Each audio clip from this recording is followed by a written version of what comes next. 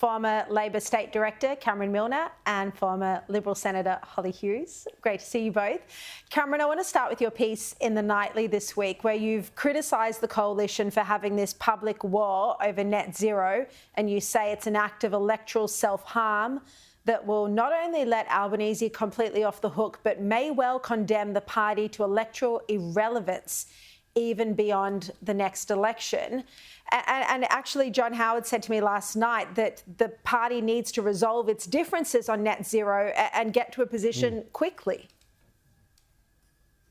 Look, I agree, and I think John Howard's right in that regard, but he's not right in terms of saying they should abandon net zero by 2050. I mean, it was Scott Morrison's policy, it was Peter Dutton's policy, and even, goodness sake, the Tasmanian Liberal government wants net zero by 2030. That's their government policy. The Christofouli LNP government recommitted to net zero by 2050, even after their state conference sent a motion to the federal government. So no, it's tearing the Liberal Party apart. They're not winning any urban seats. The last election, they got 2 urban seats in the whole of Australia, 2 seats. They lost the rest of the Labor Party and to the Teals.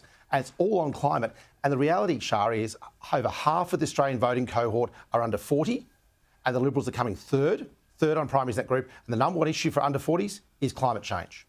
I mean, I disagree with you that climate was an issue at the last election. Just before I go to Hollie, let's have a look at Howard's argument on net zero. There's got to be a focus on policy differences, and the barnacles, as I used to call them, have got to be got rid of. I mean, if there's a difference of opinion on net zero, let us resolve it quickly. And he then went on to say that he's not persuaded that the action on net zero is worth the price that the country is paying. Hollie, what do you think here? Because there is this argument between, you know, the need to win back seats from the Teals, as Cameron just referenced, but then the other argument that John Howard put forward, that the party needs to have a point of difference, and he implied it should be coming out against net zero. Yeah, and it was a great interview, by the way, last night with Mr. Howard. I really enjoyed watching that. And I've got to say, climate change, net zero being a barnacle, I feel like it's now almost become an anchor. It's been allowed to stay on the edge of that boat for so long. I got my energy bill this week. We nearly had a heart attack, and this is going to be happening in more and more households. This race to renewables is costing everyday Australians so much money. I feel like net zero is almost becoming the red herring in this debate. This Albanese government is not going to make the 43% reduction target by 2030. And if things don't pick up considerably, they're still going to be the government when that comes around, unfortunately.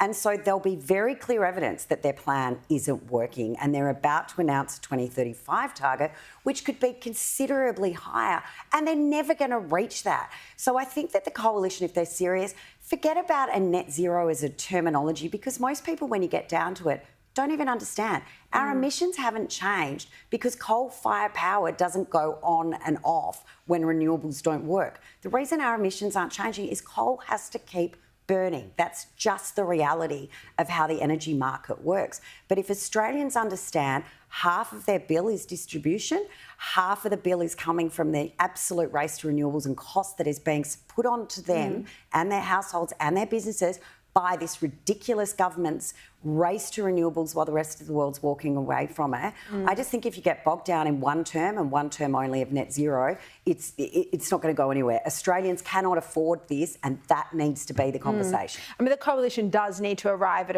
a policy, but though. They can have a policy position, but it doesn't have to be yes or no to net zero. It can be, we want to see a renewable reduction or renewables rolled out in a way that makes them viable, in a way that makes them affordable. We want to see it. No one is talking about nuclear, whereas every other advanced in the economy in the world is relying on nuclear for power. Just lift the moratorium, people, and let the market decide. Exactly. Couldn't agree more.